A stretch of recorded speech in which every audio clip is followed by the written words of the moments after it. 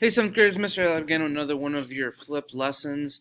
Today, this video lesson is going to be talking about the Southern Colonial region. We should have our Southern Colonial Fair model. It's part of our chapter, I believe, 8.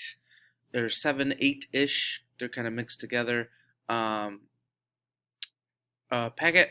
So you have that. Remember, we're going to start with the colonies in the middle, and then we're going to go around the fair model on the outside. Without further ado, let's go ahead and get started. We'll go get through all the. We did the New England, we did the middle, and the southern region. So, southern region called the southern region. Well, it's the South. Okay, it's what are going to be called the southern part of the United States. Now, remember, at this time, we're not going past those Appalachian Mountains, and we're not for quite some time. We're talking, 1650s-ish right now. We're not really going to start moving past those in any great movements until the late 1700s. So the southern colonies: Virginia, Maryland, North Carolina, South Carolina, and Georgia. These colonies, again, we call this a colonial region because a lot of their social, economic, political, and geography is going to be very similar, and it's going to be different enough from those New England and middle colonies to kind of make them their own distinctive region. But these are the colonies that make up that region. So geography. The southern region was the area that, and I don't want to get too far ahead of myself to get into the economics, but the geography is going to lead to that. They had cool winters, okay? So we're used to the winter, we're used to cold, we're used to snow. That's not really a thing in most parts of the southern colonies. Would they get a dusting or two in some of the mountains in Virginia and places like that? Sure. But that wasn't something that was a norm. This is kind of a light jacket winter, maybe in the 50s, maybe down to the 40s. But in the deep south areas, into your Georgia, into your South Carolina, they didn't really have a winter, so to speak, that we're used to. They had long growing seasons, which meant in some places you could get 1 or 2 harvests a year, depending on what type of cash crop you were growing. They had long, wide rivers that they could use to transport those goods. And overall, they had flat land. They did have the Appalachian Mountains and some foothills and things like that. But overall, this is going to be land that is very, very, very conducive to farming. Economic activities. Yes, there was a lot of different economic activities happening, but the number one thing that was going on was the growing of cash crops. And it depended on the South where you were, but to begin, this was largely tobacco. Deeper south, you'd get a lot of rice plantations, some cotton plantations, but that's going to be really the invention of the cotton gin that's going to make those explode. And on these plantations, exclusively using enslaved labor from Africans, later African Americans, as we talked about in the previously in this chapter, to grow those crops. These plantations, they weren't numerous, but the ones that were growing typically were fairly large. They were kind of like their own communities, talking about thousands and thousands of acres of land and hundreds of enslaved laborers working on them. The Southern region's plan was to then trade for the goods that they needed.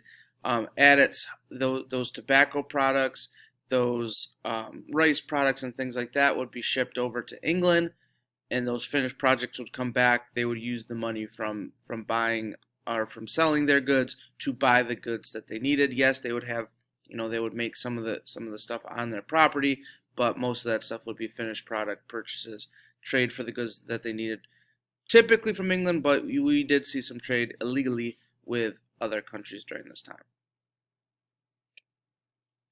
Politically, the South, particularly in Virginia, is famous for really having the first colonial assembly, which is going to be a vocabulary word for us in our next chapter, and that is the House of Burgesses. And what that was the first time that we thought it was a good idea.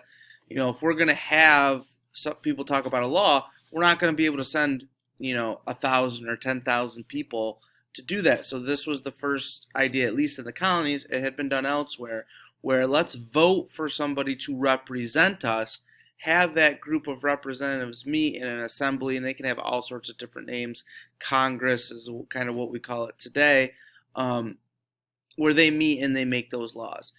Most southern colonies had some sort of an assembly. You may have a colonial assembly, but you also will have those town meetings, specifically in those town areas. And in the bigger cities, they may have their own assemblies as well. But again, this was going to be a way to get some discussion about different laws and things like that needed, and a little bit of self-governing from the colonies. They couldn't rely on England and the King of England and the Parliament of England to do everything, because that's going to be a 6-month process just getting the words back and forth, let alone getting a law made and things like that. Southern region, the social aspects, slavery was a big part of the social aspects of the South. This was 100%, as we talked about, enslaved Africans on these plantations. They had very little rights. They were, obviously people were treated differently on different plantations and things like that. But at the end of the day, these enslaved people did not have the same rights as any type of colonist during that time period. The big focus was on the economy, and people, except for the colony of Maryland, which we'll talk a little bit about next week, most of these people were coming for an economic focus. The people from Jamestown came in what would later be the Virginia colony, came in search of gold. They didn't find it. They struggled a lot because of that, but this was an economic focus. People were coming here to make an economic gain. Many upper class Europeans, or English we should say, came to this area outside of the colony of Georgia, but even in that colony, some of those people came. A lot of people who were, maybe the son of a rich person who wasn't in line to inherit property would come over here and make that change to hopefully make a gain for themselves and for their future families. But this was an area with a strong focus on making money. All right, well, that's it. Hopefully you got all your notes. Double check, make sure if you need to rewatch anything, you've answered all the questions. Hopefully you've got a 5 out of 5 on that.